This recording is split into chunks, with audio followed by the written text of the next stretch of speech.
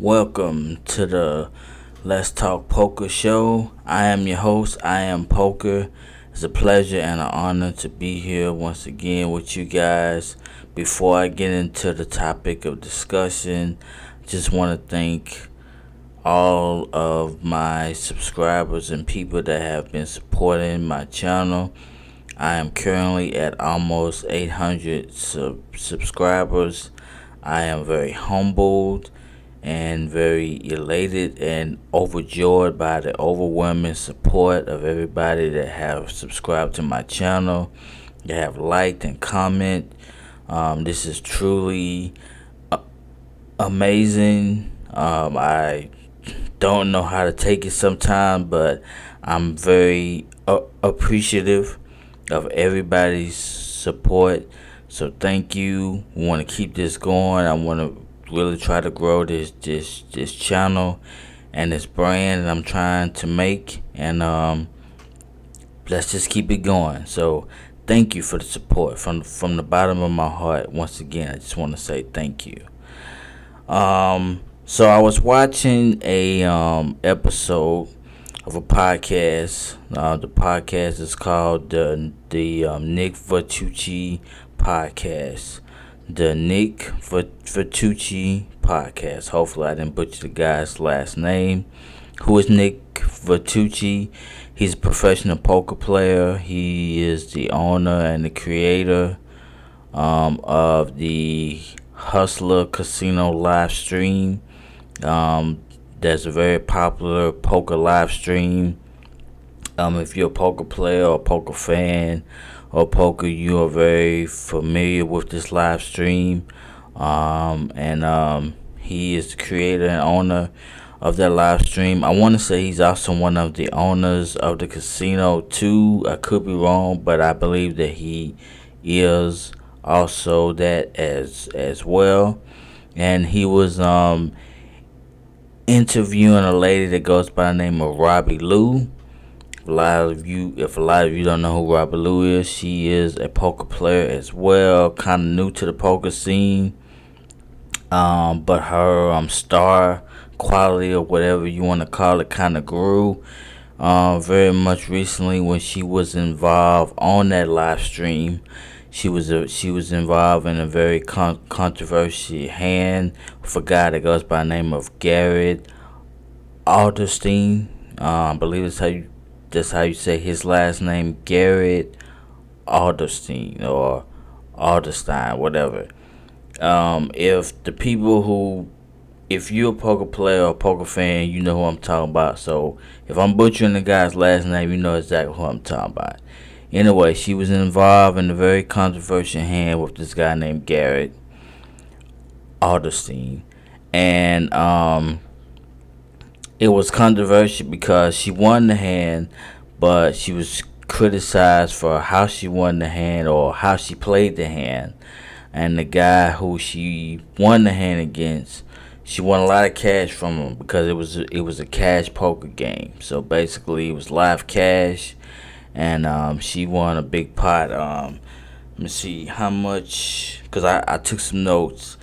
She won. The pot was worth $269,000.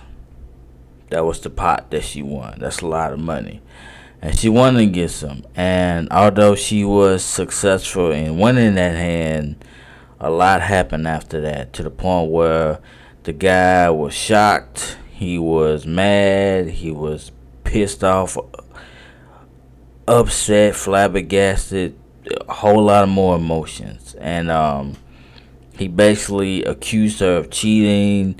He left the game. It was a big controversy. They did a investigation. The casino used a third party company to come in and investigate what had happened. And in the end, Robbie Lou, she was basically found with no wrongdoing in the hand after weeks or a month-long investigation of everything that they can find and dig up about what happened, and it was crazy. So Since that, she was found basically after the investigation had concluded. They basically concluded that she didn't have any kind of wrongdoing in the hand and how she played and anything like that. So basically, she was vindicated from all the assumptions and allegations that was coming up at the time about if she cheated, if she didn't cheat, blase blase. And basically, since then, she has now did a show or interview with this guy Nick Vertucci on his show. Basically, since then, and it was a good interview. I must say, a very good interview. It was a big interview and a good interview for her because basically she was able to really just come on the show and really be totally upfront and honest about everything that had happened, how she truly felt. Because the thing about it is, when this thing had happened, a lot of things were going on, and she said one thing, she kind of changed the story, kind of, and she was really all over the place. One minute she was somebody that you can kind of believe in what she was saying and trust what she was saying because how she articulates certain things, and plus you can use your own kind of common sense to back up what she was saying. But then there were some other times when certain stuff didn't kind of add up and stuff based off of what she was saying on a one day and one thing, and then how she was switching up on the next. So, but in the interview that she had with Nick Vertucci, she cleared all that up, and I thought it was a great interview. I got a better understanding of what she was going through and why certain things were also happening, and it made sense. And you can just tell by the whole interview that she seemed more relaxed, more calm, like a weight was lifted off her shoulder after the investigation had concluded that there was no wrongdoing. She always did maintain her innocence.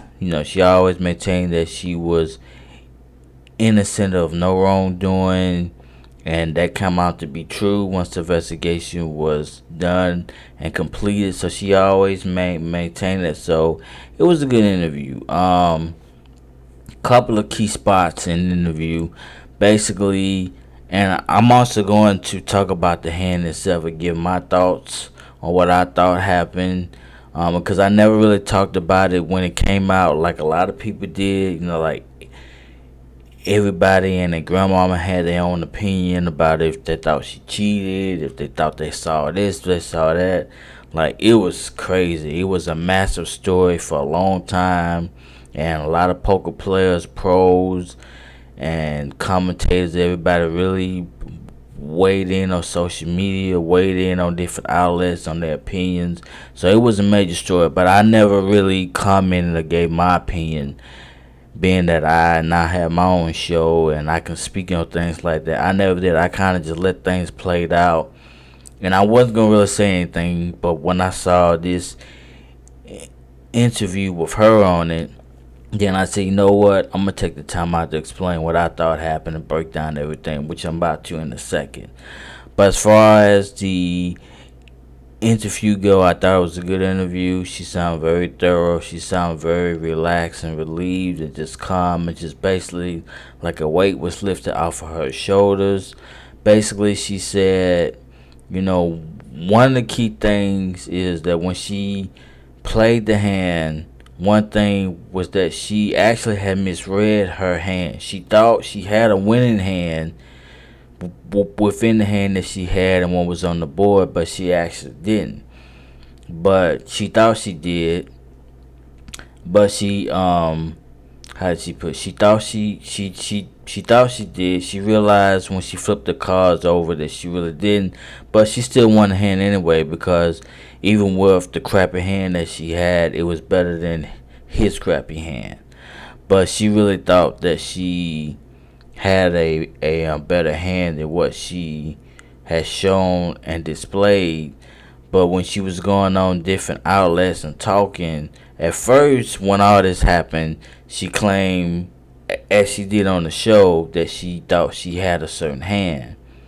But then later on, she would change her story, and that caused a lot of controversy because then they were saying why she changed up her story, and then there were other details that she was changing up as well. Well, she cleared all that up on the actual interview with Nick Vitucci by basically saying, she had a lot of people in her ear at the time, advising her and telling her what to say and what to do, especially people that was in her camp. She had attorneys and managers and stuff that was in her camp telling her to don't say certain things and definitely don't tell them what really happened, because they would make her look foolish and stupid and all this kind of stuff. So they was more concerned with her public image than her just being honest and raw about what she thought and let the chips play out. They was concerned about some other stuff, so she was basically kind of listening to her team and doing what they were saying, but that only made matters worse and made some people at least, doubt her even more and wondered if she really did cheat it and play the hand in a suspicious, fashion, because of how her stories kept switching up. But come to find out, there were people telling her and guiding her and directing her on how to handle it, and she was trying to handle it within that way, but it only made matters worse. So on the show, she cleared up that she played the hand a certain way and she misread her hand and the reason why certain things happened. And it was good to really just hear her side of the story without nobody in her ear telling her what to say and do and all that kind of stuff. So I left a link under the description of this video, I believe. So if you are interested in seeing the interview, you can just click on the link and it's available. You can watch the whole entire episode. I also left a link for you to actually watch the actual hand, so you can see the whole hand, how it played out, and you can judge for yourself what you thought. And whatever comments and questions or whatever that you may have after seeing this material as well as this video, just please don't hesitate to leave them in the comment section, because I do want to know what you think, what your thoughts are once you see this footage. Now, to go back to, because I took some notes and I want to go over some things, to go over the actual hand, because there might be some people here that wonder, well, what about this hand was so controversial and whatnot. Well, we're going to replay the hand, not replay it, but I'm going to go over the hand and then I'm going to give you my thoughts real quick, okay? So, they're on this live stream. She's a newcomer. Like I said, she's kind of new to the poker scene. Nobody really knows much about her at this time. And she playing with, Phil Ivey, who is a very well-known and respected poker player. He was there. There's another guy. I cannot think of this guy's name, but he was there. He's pretty known. So there was some known people at the table. And she was there and playing. So I'm just going to jump right into the hand that she plays with Garrett Adelstein, or Adelstein, however you say his last name. I'm going to get into the hand that she played with Garrett. The hand was, Garrett had 7-8 of clubs. Robbie Lou had Jack 4.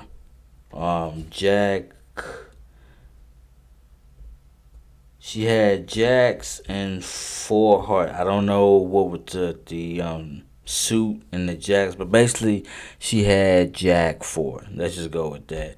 And the guy had 7-8 of clubs. The flop comes around 10 of hearts, 10 of clubs, and 9 of clubs. So Garrett, who has 780 clubs, he actually is on. He's actually is on a flush draw and straight flush draw. He's on a straight flush draw. So but he hasn't hit it yet, and she has nothing but Jack four, and he doesn't have anything either. But he's closer to making a hand than she is at this time. Let's see. Garrett, I believe, bets 2,500. Robbie calls with nothing, no draw, no nothing. She calls the hand, so he bets 2,500. She calls it to answer the bet, so she calls his bet. Okay, the turn card comes up. Three of hearts. Still, Garrett hasn't hit his flush or his straight flush, and she hasn't hit nothing on her hand either. So Garrett makes another bet of $10,000 or 10,000, whatever, and then Robbie comes over the top and she raises him 20,000. So it goes from 10 to 20,000. So Garrett sits there for a minute and he's thinking and he's pondering. What is he gonna do? Is he gonna answer the raise or is he gonna re-raise himself?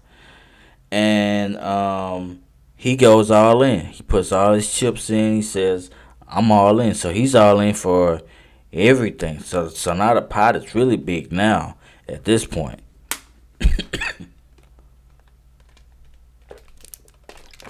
Excuse me. So the pot is massive. So Robbie thinks about it, and she's pondering what she's gonna do because, you know, technically he has nothing. He's just basically on a draw.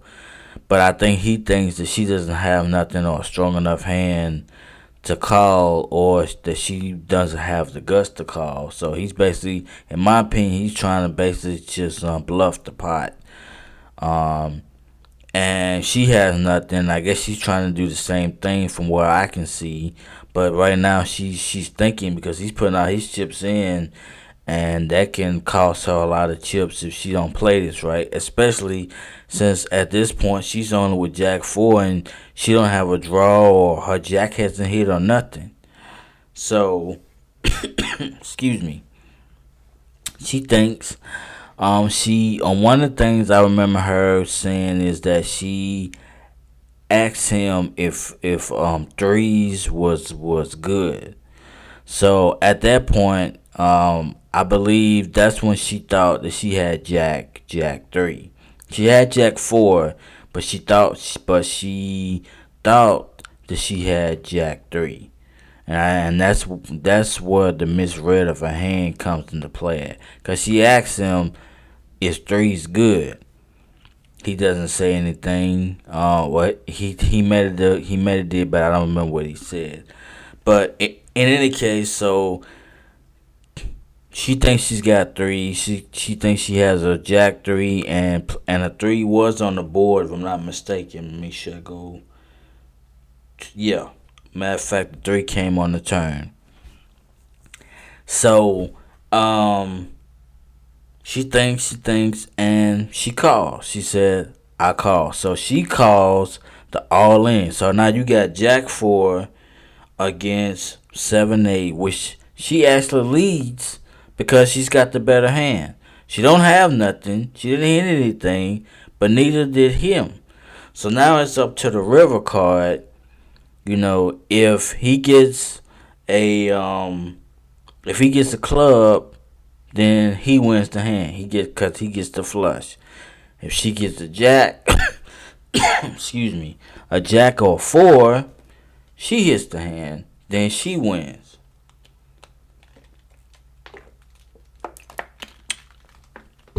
But technically, she's leading the hand out. But technically, she's leading the hand now anyway, because she has the better hand with Jack four.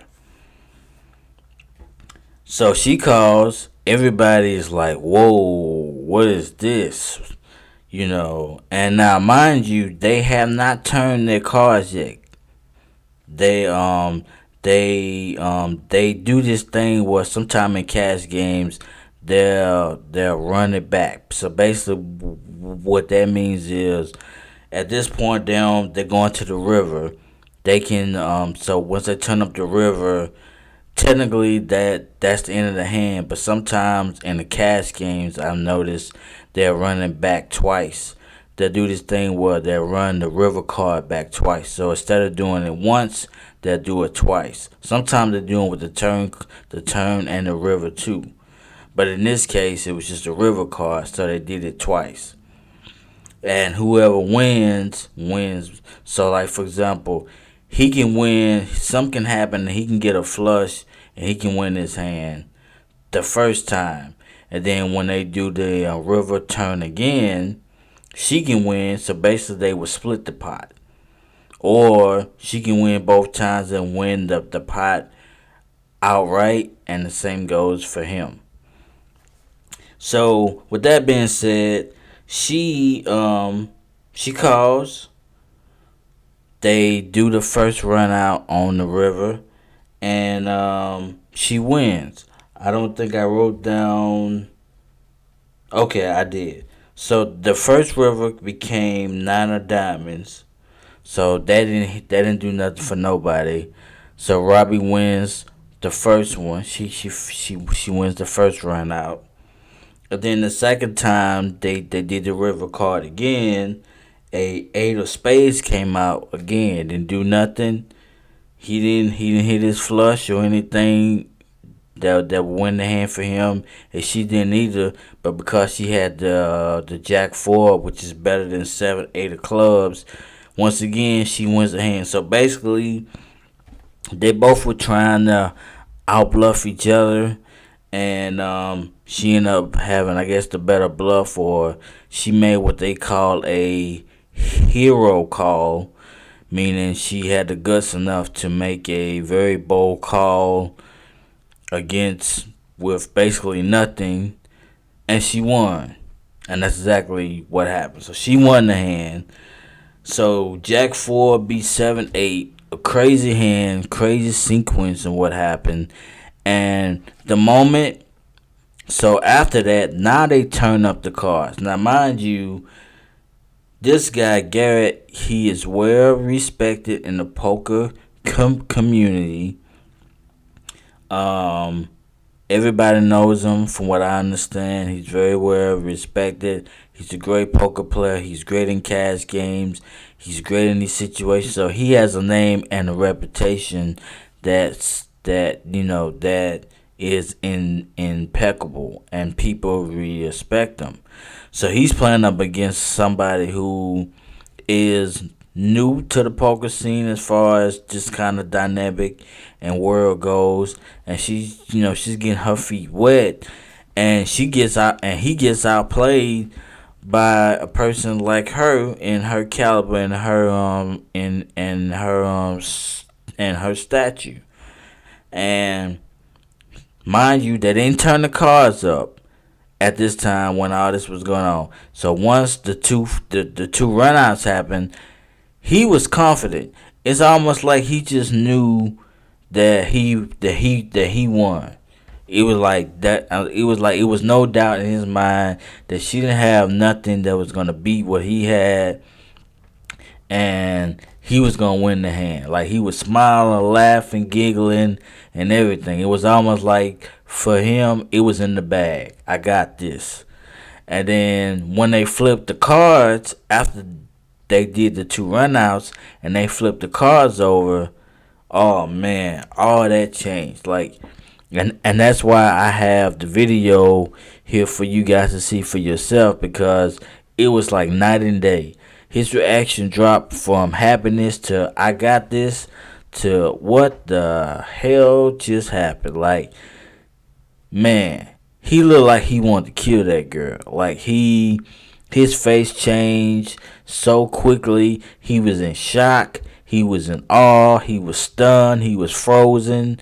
I mean, there's so many things and emotions that I can point out. Like, he sat there at least had to be almost a good 10 minutes in shock and in pain because, like I said, that pot was worth $269,000. Might I add, this is a cash game. This is not a tournament, like a regular tournament type game. This is a cash game where cash is on the line, and he lost a major pot. But more importantly, he lost to somebody that he thought he was gonna just basically just basically just steamroll, and it didn't happen. And he was it was almost like he didn't know what to do. And he did say, he said after a couple of minutes, he was like, I'm still trying to figure out what happened. And he literally looked like he was trying to figure out what the hell happened because he was so dumbfounded. It was almost like he couldn't believe what had happened. So she started talking to him. She was like, it's okay. You ain't gotta act like that. You look like you want to kill me. It's okay.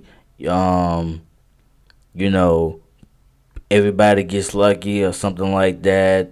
Something to that extreme. And so what ends up happening is he gets up from the table, flabbergasted, and I think she does too. And then, from what I understand, there was a altercation in the back of the casino or whatever between her and him, and the producers and the I guess one of the owners might have been Nick Vitucci himself and the co-owners. And basically, he in a nutshell, he accused her of cheating. And she and when you watch the interview, she did say that she had misread her hand. But oh, also in the video that I'm not the interview, but the video, she did tell him, because he was questioning her, like, well, why did you play this hand that way? Why did you play this like this in a certain way on the turn in the river and so forth? And she did say because she didn't think that he had shit. Like, that's what she said. She was like, basically, she thought that he was bluffing, and she made a point to mention that apparently, they have played poker before in some other settings. And so she kind of, she was saying that she knows how he likes to play and stuff like that. And she made it a point to point that out to him. And basically she just said, basically she was saying she thought that he didn't have nothing and that he was actually bluffing. And he was. Now, again, that was still, with him putting his chips in like that, to me, I thought that was a bold move. But it was even a bolder move for her, who didn't equally have anything to call. And to, fortunately enough, win the pot with a not much more better hand than what he had. But in any case, she thought that he was bluffing her, and he was, and she just, they both had basically shitty hands, but her shitty hand was better than his shitty hand, to the point where she made the hero call and she won the hand. But she did make it a point to let him know that she didn't think that he had anything, and he didn't, and she just won the hand. In the interview, she said that she did feel kind of bad about the fact that she misread her hand. Basically, she was saying she felt bad about how everything went down, because she can basically sympathize with him about how he will feel, or how she would feel if she was in his position and she lost the hand the way how he lost the hand. But what made her even more sympathetic, or more whatever in a certain way, was when he got up from the table, he was going to leave the game, and he threatened to leave the game. And when she was backstage, or back in the back with him, she mentioned to him, she was like, well, what can I do to make this right or make this better? What it, she said, if I gave you half of your money back, would that be cool? And he was like, yes. But she said, okay, well, I would do it on one condition. And basically, if I give you half your money back, I need you to take the money, but I need you to come back to the game and don't leave, and let's play this game out. He agreed, but he didn't come back to the game. He took the money and left, still angry and still upset, and that's how things ended. So, yeah. So that was, man, that was crazy. So from there, it started going viral that she was accused of cheating, and then now you got the whole poker community basically winning on what they thought would happen based off of the video footage that they saw of how the hand was played. Now they're accusing her. Some people are saying she had hand movements, secret hand movements, and all this crazy stuff that she was doing.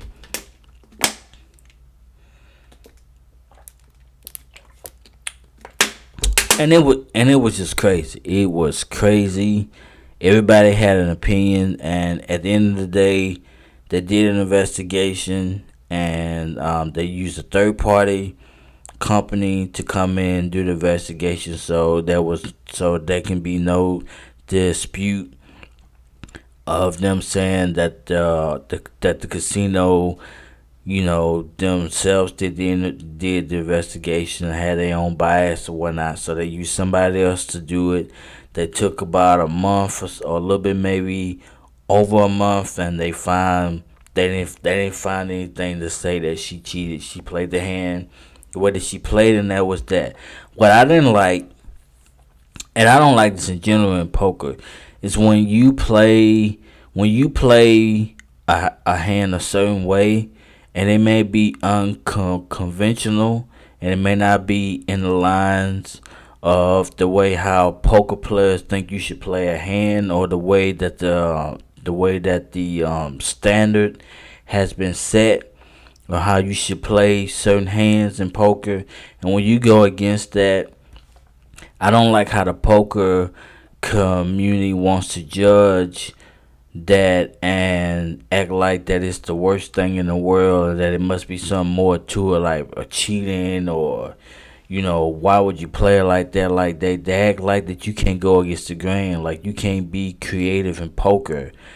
To me, that what makes poker such a very unconventional, creative, spontaneous, wild game, because you just never know how hands are going to be played, and you never know how the runouts are going to be.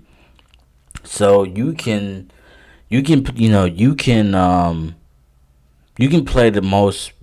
a hand the most perfect way possible, and still get beat, and still get your head beat in, and still lose a lot of money or a lot of chips or whatever.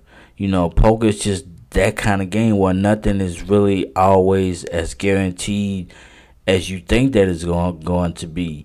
And on top of that, you can play any hand any kind of way and still win. Doesn't mean it's always the smartest thing to do at times, but hey, you just never know, because poker is that kind of game. So, there's a guy. His name is Gus Hansen, one of the great poker players of his time and his generation. When he was out there playing poker, and when he was one of the big wheels and big people of poker at the time. He was the kind of player that he can make a hand like 4 or 5 look like he had two aces, and it was because of how he would play that hand that would make you think he had a bigger hand than what he really didn't. But he was so creative with it, and so smart, and just a very, very big mastermind in how he can manipulate a hand, even your hand and your thought process, or something that it made him a very feared, or once upon a time, a very feared poker player, because of people knew that he could have anything, and you just never knew how he was gonna play the hand or how things were gonna go with him because he was that creative with his hands and his hand selection. And so when I look at that, I appreciate somebody who can switch it up and do something unconventional every now and then. I would think the poker community would appreciate that, but nowadays everybody's stuck on solvers and all this kind of stuff that is out now on how you should play each hand, when you should do this, when you should do that. So people are conditioned on how you should play poker to a certain degree, where that they miss out on the fact that poker is just not based on education and logic, but it's also based off of fun and excitement and unpredictability and all that stuff. Like, it's also built, the game itself is also built off of that as well. So if you take that away, and it's just built on math and science and education, to me the game is just boring at that point. So you gotta have some kind of excitement and some kind of something else that brings people to want to play the game and enjoy it and be creative with the game, other than just be a mathematician with the game. To me it would just be boring if it was like that. What I think happened with the hand with Robbie Lou and Garrett and Garrett Adelstein. What I think happened was the guy Garrett he was well respected. Most people knew who the guy was. The guy can probably do no wrong. What I think happened is, I think his ego and his pride was hurt because he lost a hand to somebody that to him would be considered a nobody compared to him and who he is and how people know about, the kind of poker player and the poker legacy that this guy leaves. To him, she's a nobody. And to him, she shouldn't have won that hand. She shouldn't have had the balls to call his all in and take a gamble, from her shitty hand to his shitty hand to outbeat him with one of the worst hands that she can have to his worst hand. It's almost like, how dare her do that? That's what I think. I think he was so up on his pedestal and so arrogant that he looked down on her after she won that hand, and his pride was just hurt, and he didn't know how to actually handle it, which is funny because it was going around the poker community. It was said that normally when he have a bad beat or something like that, he normally knows how to take it well and gracefully and move on. But that day and that night, if you watch the video, which I do have the link there for you to watch, he didn't take it well at all. The looks, if looks can kill, man, he did not take that at all. And then what happened after that was even more crazy, from what I understand. So that's what I think. I just think the guy was so overly confident in his play and his reputation that he thought he was just gonna be able just to mop the floor with her in that hand, you know what I'm saying, and get the pot, get the quick money thing, and go to the next hand. But that didn't happen.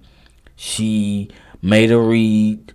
She thought that he didn't have nothing, so she called. She also misread her hand, but even in misreading her hand, she still didn't think that he had anything better than what she had, or she didn't think that he had a strong enough hand as he was trying to represent. And she made to her credit, she made the gutsy call. And she called, and she won. As shitty, as bad as her hand may have been, he didn't have much of a better hand as well. And the thing that surprises me or gets me is how people were looking down on her for calling his hand. But again, he didn't have nothing either. He was on the flush draw, but he didn't hit the flush. He didn't hit anything, and his hand wasn't, in my opinion, particularly great. And her hand obviously wasn't. So to me, they both was trying to outbluff each other, and it just happened he had the bigger name, so he was expected to win the hand because, to me, of his name and his statue alone in the poker community. And she was thinking about that. She was like, I played against this guy before in certain other settings, so I got a read on him. I think he's trying to actually bluff me, and I'm gonna take a chance. And she did, and she won. And that's what I think would happen. I think she had a shitty hand, but her hand was slightly better, and she won. And he just got outplayed, and he couldn't accept the fact that he was outplayed by somebody who had the guts to call his BS and win. And he thought because he was Garrett, this big shot poker player, he thought that he was going to get the easy win and the easy cash, and that didn't happen, and he lost a lot. Her mistake was feeling so bad about it that she would give him half his money back. Her mistake was even maybe feeling too sorry for him. But after hearing her speak in the interview with Nick Vertucci, I understand. I have a better understanding of why her emotions and feelings was like that. For one, if you somebody like her, you never been in a situation like this when you win a big hand and now you're gonna be accused. And you, mind you, you on live like TV or live stream, so everybody can see what's going on. They can see his reaction, his embarrassment, and then they can see your reaction. So it's uncomfortable live, and it's even more uncomfortable when you got the world watching it. And then from them to hear the fallout, what happened, that's even more bad. So, basically, she was under a lot of scrutiny and a lot of pressure from this situation because she's not just playing up against a guy who's a Joe Schmo. She's playing up against a guy, from my understanding, that has a lot of pull in the poker world, in the poker community, and she felt like that this guy can probably get her pull from a lot of poker games and a lot of poker events with a lot of poker people like himself. So, she didn't want to do anything that could jeopardize her just getting out there with these guys. So that was part of the reason why she gave half the money back. And she just wanted to show face and say face and just play poker. Because like she said, she was over it. It was what it was. She won the hand. That was that. But she's also looking at the long-term future of her being able to play poker and play in these high stake events with some of the more prestigious players that she's had the opportunity of playing with. She didn't want to jeopardize that and burn a relationship or a bridge, because she beat him. But her mistake, like I say, was kind of having feelings and feeling bad about that and willing to do whatever she needed to do to make it right, because it came off to the rest of the world that when she did that she must be guilty, like she did something wrong. But in reality, she wasn't trying to act like she did anything wrong. She was just trying to make the best possible move for her career moving forward, and to make sure that she didn't burn any bridges along the way. But so she had a lot of pressure on her at that time, and she just didn't know how to actually handle it. She excuse me. So that was one thing. She shouldn't have gave him half the money back. There was something else. that she did. I can't remember, but basically the way how she handled the situation was like she handled it from a rookie perspective. She's somebody who was new to this scene. She's new to all this controversial stuff and all this, and she was put in a very uncomfortable situation by somebody, in my opinion, who should have known better, who should have handled the bad beat who should have handled the situation better, because he is a pro and he is a professional, or supposed to be a professional, and him not handling it right the way that he did translated to her feeling how she felt, being that she never been in this situation before. So it was unfortunate, but I'm sure that she has learned now how to handle a situation like this. She had a lot of people that was on her side, but then she had a lot of people that was calling her all kind of names, really nasty, really bad, ugly to her. Like it was also kind of despicable to see the reactions and hear some of the comments and things that people were saying when obviously, at least in my opinion, she didn't cheat. It was just crazy. So it was good to see her vindicated. It was good to see that her name was cleared, because I do believe that guy, with his reaction and how he reacted to her, he almost in a way tried to sabotage her career moving forward. But in the end, what he ended up doing was actually, um, he actually made her star power that much more better. you know, she excuse me.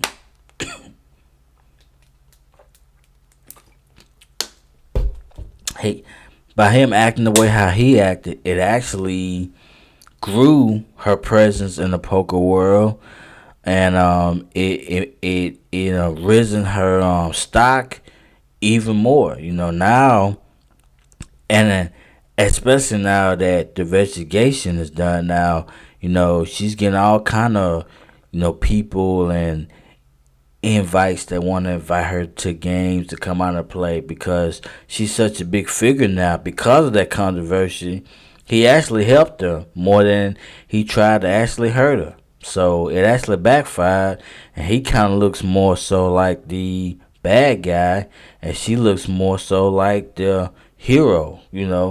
So it all worked out for her in the end, thank God. But it was the interview was good, and that's my take on the Robbie Garrett situation. I never really said my piece about it, being that I follow poker a lot more with certain things, and I thought it was my responsibility to a certain degree to shed some light on it. And so I hope you got something from that, and I would love your comments in the comment section, or what you think about the situation, how to and like I said, I have both videos in my description. I believe is where they are for you to click on the link.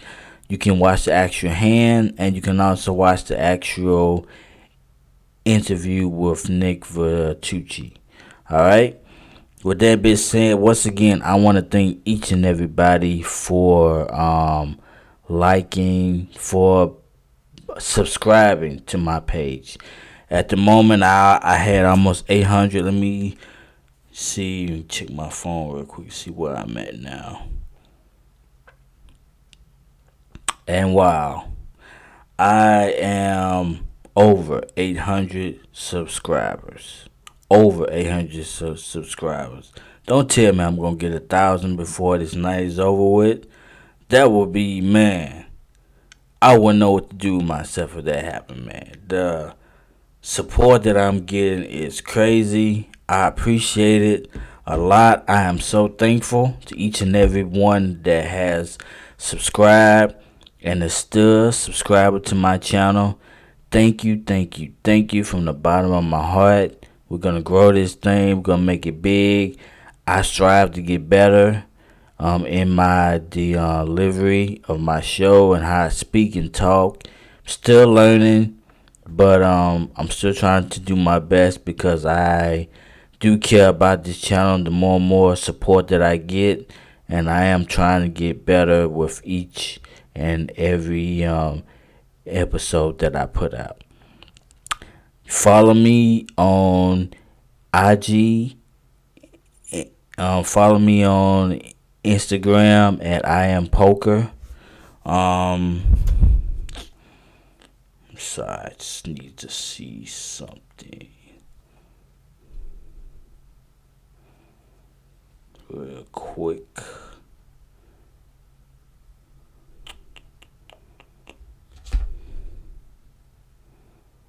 Okay, so follow me on Instagram at I am poker 81. I am poker 81. That's how you can follow me on Instagram. I need you guys to do me a huge favor on this video.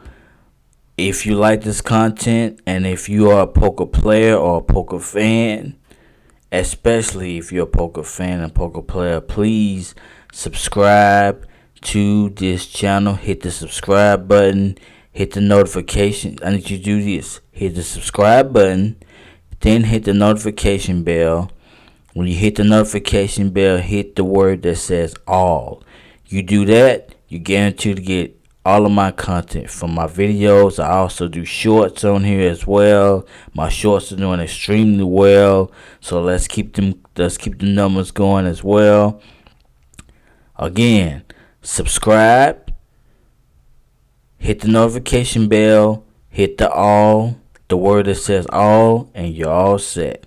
Okay, that's very important. I want to try to reach 500 likes on my video. I have yet to reach that yet. That seems to be a hard ask, but hopefully we can change that with this video. I would appreciate it a lot. Okay, so again, if you're a poker fan or poker player, especially, please subscribe to my channel. If you're a fan of my work just in general, I also appreciate your support as well. Subscribe to this channel. Once again, subscribe, hit the notification bell, hit the word all, and we're all set. Thank you so much for your support. Once again, the videos of the Robbie interview with Nick Vertucci is under the description. The video link and the video of the actual hand play by Robbie and Garrett is also there as well. If you have any comments about this video or whatnot, please leave your comments. Let me know what you think. Let me know what you think of this video and everything. I appreciate your love and support. God bless. Until the next time.